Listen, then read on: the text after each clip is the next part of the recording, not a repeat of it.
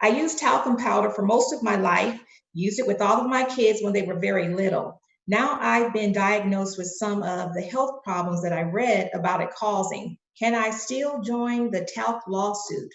What do I need to do? And I know the perfect person for this response. Here he goes. Tim, weigh We've in. been litigating talc cases for a long time. And as a matter of fact, my firm, Porter Malouf, along with the Smith Law Firm, filed one of the first cases in the country. And now it's nationwide litigation. With respect to your timing, if you have not been diagnosed, if you've been diagnosed within 3 years, if you live in Mississippi, you're not too late to file a lawsuit, because it will be a products liability suit against the talcum powder manufacturer.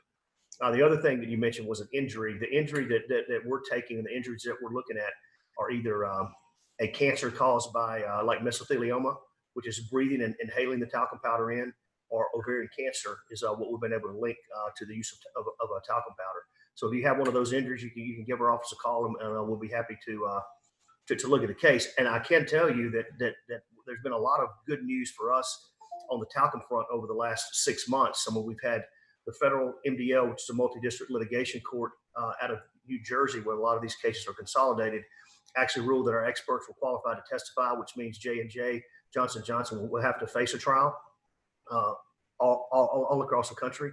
We recently had a state court of New Jersey appellate court overturn the lower court's ruling that allowed those cases in New Jersey state court to go forward, and a New Jersey and a Missouri appellate court just upheld a verdict from a lawyer friend of mine for over $2 billion, and they've got that on cert to Missouri Supreme Court. But things are not looking good for Johnson & Johnson, and we hope that they'll do the right thing and settle these claims.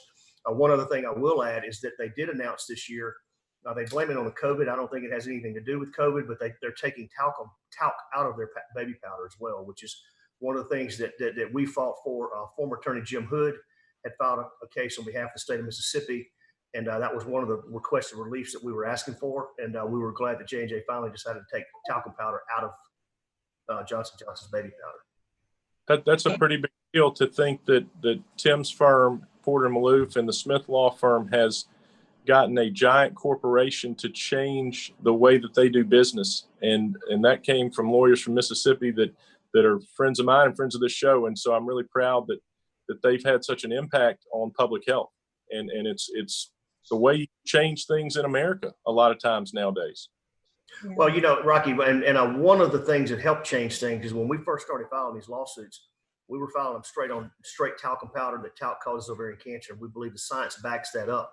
But what we found along the way, and I've been doing asbestos cases and mesothelioma cases for going on 20 years now plus, and what we found is that Johnson & Johnson's baby powder, the samples that we tested have asbestos in them.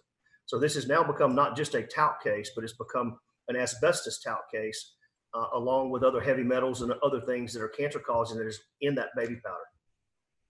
And you mentioned, I think, one time we had this discussion that it'll be replaced with cornstarch. Is that was the request? Or? Well, that was what they studied back in the 50s and 60s or 60s with cornstarch replacement. We believe that's probably what they would replace it with. It's absorbent.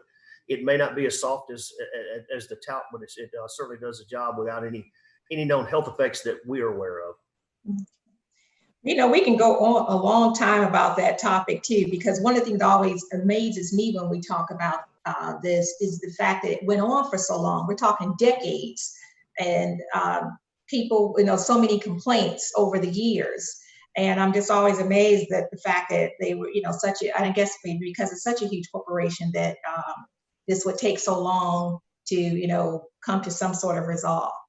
Well, the internal documents on this, I thought some of the internal documents that we've dealt with over the course of years with asbestos cases and what they knew when they knew it were great documents. And when I say great documents, I mean documents you can use to prove their liability when they knew it and what they did about it.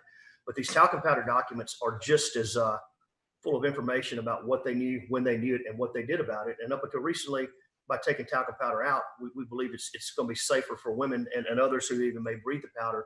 But it's also a big deal because, these documents are really damning, and they don't want those to come out in public. There's many that have been published, but there's a lot of things that the public has not seen that they would be astonished at.